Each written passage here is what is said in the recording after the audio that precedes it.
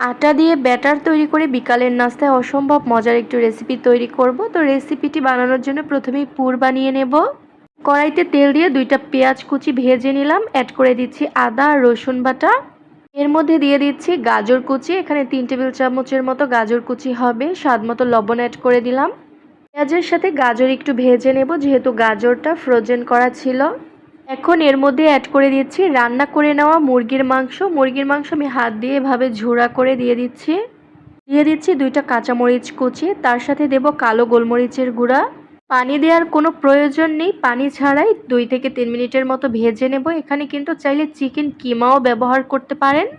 আমি চিকেন আজকে রান্না করেছি, সেখান থেকেই নিয়ে নিয়েছি। আর এখন শেষ পর্যায়ে দিয়ে দিচ্ছি 2 টেবিল চামচ পরিমাণ কর্নফ্লাওয়ার।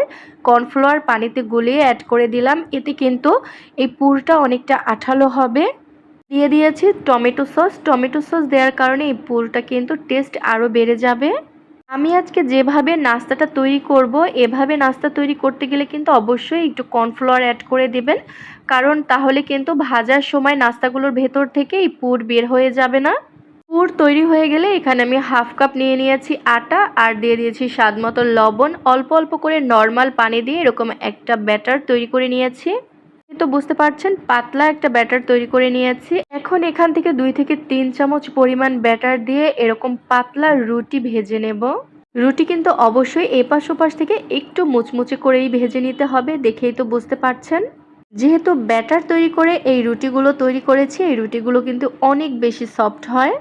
এখন রুটির উপরে বানিয়ে রাখা চিকেনের পুর দিয়ে দিলাম, আর চারোপাশ থেকে যে ব্যাটারটা তৈরি করে নিয়েছিলাম সেই ব্যাটার রুটির চারোপাশে দিয়ে দিয়েছি। এতে কিন্তু রুটিটা ভাঁজ করার পরে খুলে আসবে না।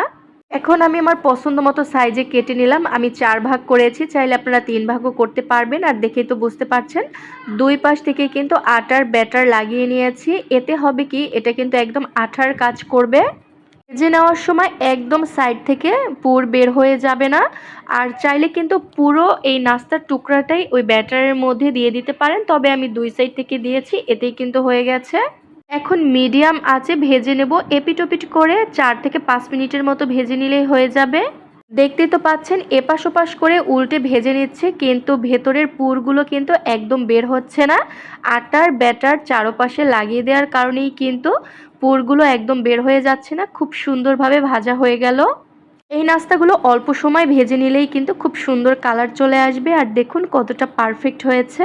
একটা ভেঙে শেয়ার করছি, তাহলেই বুঝতে পারবেন। এই নাস্তাগুলো কিন্তু খুবই মজাদার হয়েছে, বিকেলের নাস্তায় সবাই খুব বেশি পছন্দ করবে। সসের সাথে পরিবেশন করুন, সবাই অনেক মজা করে খাবে। আশা করছি ভালো লেগেছে। আল্লাহ হাফেজ।